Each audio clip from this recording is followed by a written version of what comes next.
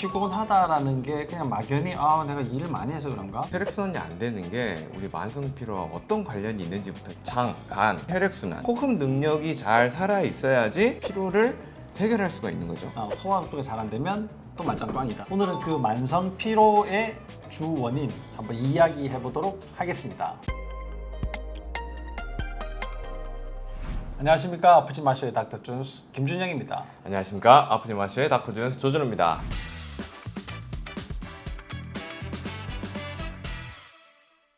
와 이제 드디어 이제 천고마비의 계절로 네. 이렇게 다가오는 것 같습니다. 이게 뭐 가을이면은 사실 바람도 선선하고 이러니까 놀러도 가야 되고 뭐 먹을 것도 많고 막 이렇게 다녀야지 되는데 와 요즘 워낙에 이렇게 시국이 코로나 4단계다 보니까 참 어디 다니지도 못하고 이 우울한 이 시기를 계속 보내고 있는데 집에 있으면 계속 처지지 않습니까? 그렇죠. 이게 낮잠도 이렇게 자기 시작하면 계속 잠이 와가지고 또 한밤중에 잠 못 자고 그 다음날 또 피곤해지고 이게 계속 반복이 되면 만성 피로라는 게 또 생기게 되는데요. 네. 오늘은 그 만성 피로의 주 원인 이걸 어떻게 해결하면 좋을까 이런 것들을 한번 이야기해 보도록 하겠습니다.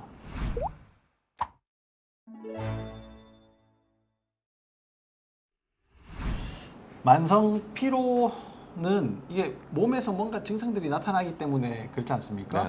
네네. 이걸 이제 어떻게 하면 좋을까? 이게 이제 저희 유튜브를 보고 네네. 또 이렇게 이제 질문을 해주셔가지고 오늘 이 시간을 좀 마련했는데 한번 읽어보도록 할게요. 아프지 마쇼의 이제 무기력증 컨텐츠를 이렇게 잘 보고 있는 분이라고 합니다. 병리적인 문제를 먼저 확인해보고 기능적인 문제를 확인해봐라 이렇게 제가 이제 댓글을 달았거든요. 그걸 이제 봤는데 자잘한 질환이 가끔 있긴 하지만 뭐 불면증, 소화불량, 뭐 감기 뭐 이런 것들을 이제 말씀하시는 것 같아요. 일상생활에 문제가 있을 정도는 아니다. 뭐 짜잘한 문제들이니까 병원에 갈 정도도 아니다. 이것들이 만성 피로의 병리적인 원인이 맞는지도 잘 모르겠고 어떻게 개선해야 될지도 모르겠다 이렇게 얘기를 하셨어요. 영양제 먹어도 흡수가 잘 안 될 수 있다고도 하고 흡수가 잘 안 되는 몸이 자기가 혹시 해당이 되는 건 아닌가 이런 것도 궁금하고 호흡이 얕으면 순환이 잘 안 될 때 더 문제가 될 수 있으니까 내 상태가 어떤지도 좀 궁금하다. 뭐 이런 것들을 이제 알고 싶어 하시네요. 이걸 이제 전반적으로 어떻게 개선시키면 좋을까 이렇게 네. 얘기를 하셨는데 이제 하나하나 좀 이제 질문에 대해서 답변을 좀 해보도록 하죠.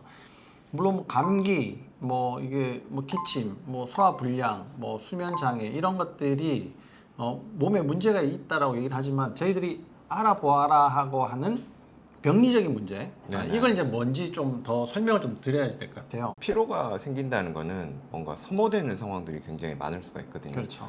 그래서 특히 이제 우리 몸을 건강에서 가장 위해할 수 있는 만성 소모성 질환들을 조금 찾아볼 필요가 있어요. 네. 대표적으로는 이제 암이 있겠죠. 그렇죠. 그리고 이제 결핵이라든지 이런 만성 염증성 질환들이 있는지는 꼭 먼저 확인을 해볼 필요가 있습니다.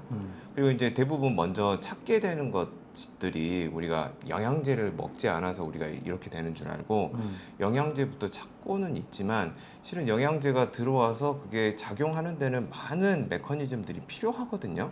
그래서 그 메커니즘을 방해하는 요소들 중에 특히 장, 그다음에 간, 해독 문제 이런 부분들에 혹시 병리적인 문제가 있는지를 확인해 보는 게 굉장히 중요할 것 같습니다. 그렇죠. 뭐 이게 병리적인 문제라고 하면 이게 좀 어렵게 생각하실 수 있는데 네. 보통 일반적인 병원에 사는 검사에서 드러나는 이렇게 질병으로 이렇게 진단할 수 있는 문제 네네. 이런 것들을 이제 말씀을 드리는 거죠. 감기는 사실 약을 먹으면 일주일, 네. 안 먹으면 7일, 네. 뭐 이런 거지 않습니까? 사실 그런 거는 이제 질병에 들어간다 이렇게 보기가 조금 어렵죠. 그리고 계속 기침을 하는데 이게 감기일 수도 있겠고 아니면 천식일 수도 있겠고 근데 암에서도 기침이 생기거든요. 네네. 그래서 피로하다라는 증상만으로 이게 하나의 원인이다. 이거 다른 문제 아무것도 없는데 그냥 당신 뭐 힘들어서 그런 거야 라고 얘기하기가 어렵기 때문에 그런 아까 말씀하신 네. 뭐 암부터 시작해서 뭐 자가 면역, 만성 염증, 뭐 해독의 장애를 일으키는 담관의 문제, 네. 뭐 간의 문제들 이런 것들 이제 한 번 더 찾아서 확인해 보셔라 이런 이야기입니다. 네. 그래서 그런 문제가 없다. 그런데도 나는 계속 증상은 계속 있다. 그러면 이제 기능적인 문제로 그렇죠. 이렇게 넘어가게 되는 거죠. 그러면 이렇게 만성 피로가 있을 때 우리가 보통 이제 기능의학적인 검사로 이제 조금 접근을 해보면 대부분의 뭐 여러 문제들이 많긴 하지만 이분이 이제 궁금해하시는 거는 혈액 순환이 혹시 안 되나? 네, 네. 뭐 이게 산소가 혹시 그래서 부족해지는 게 아닌가? 이런 이제 또 궁금증을 가지시는데 상당히 이게 기능의학적으로 네. 공부를 좀 하신 분 같아요. 대부분 영양제부터 찾는데 말이죠. 네, 네. 그러면 자 이게 혈액 순환이 안 된다. 산소가 잘 안 들어간다. 이런 건 우리 몸에서 어떤 문제가 있을 때 주로 이렇게 생기게 되나요? 일단 산소 없는 거랑 혈액순환이 안 되는 게 우리 만성 피로와 어떤 관련이 있는지부터 이해를 시켜드려야 될 것 같습니다. 일단 이제 피로가 있다는 거를 에너지 관점에서 보면 에너지 생성 문제, 그러니까 에너지가 생산이 잘 안 된다거나 두 번째는 에너지는 충분히 생산되는데도 굉장히 많은 소모가 일어났을 때는 피로감을 느낄 수가 있겠죠. 에너지 생산의 관점에서는 이제 두 가지로 볼 수 있습니다.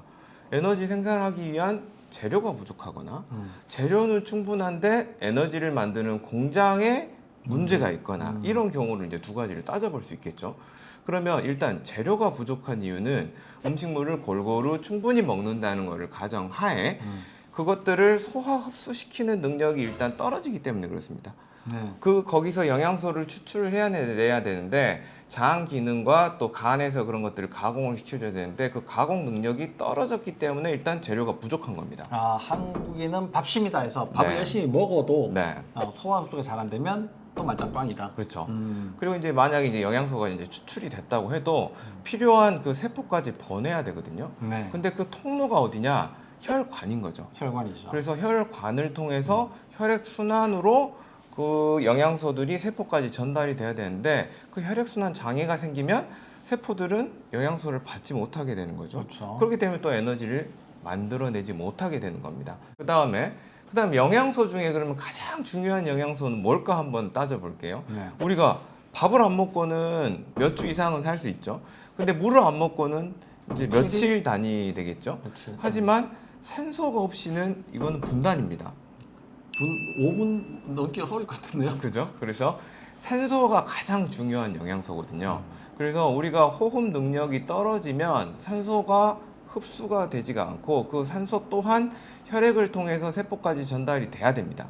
그래서 다시 정리하면 장, 그 다음에 간, 그 다음에 혈액순환, 호흡 능력이 잘 살아 있어야지 이 사람의 피로를 해결할 수가 있는 거죠. 네. 이제 그냥 피곤하다라는 게 그냥 막연히 내가 일을 많이 해서 그런가, 네. 잠을 못 자서 그런가, 뭐 이렇게 쉽게 생각을 하실 수 있는데 네네. 그 이면에는 복잡한 기전을 거치는 여러 가지 문제들이 있을 수 있다. 네. 이런 얘기입니다. 네.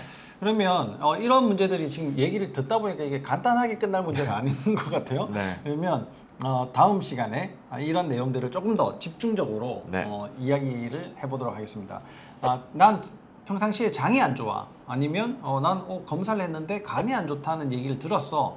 그 다음에 나 호흡이 좀 이게 늘 답답하고 불편한 것 같아. 조금만 움직여도 숨이 차. 이런 분들은 다음 시간에 말씀드릴 내용을 꼭 들어보시면 좋으실 것 같습니다. 다음 시간에 더 자세한 내용으로 찾아뵙도록 하겠습니다.